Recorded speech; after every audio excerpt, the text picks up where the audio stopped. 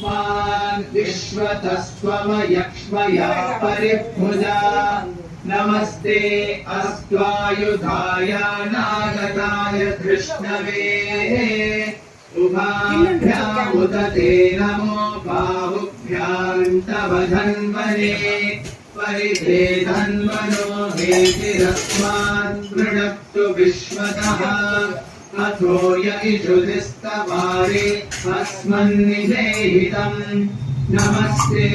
अस्तु भगवन् विश्वेश्वराय महादेवाय त्रयमग्निरुद्राय नीलकण्ठाय मृत्युञ्जयाय सर्वेश्वराय सदाशिवाय श्रीमन्महादेवाय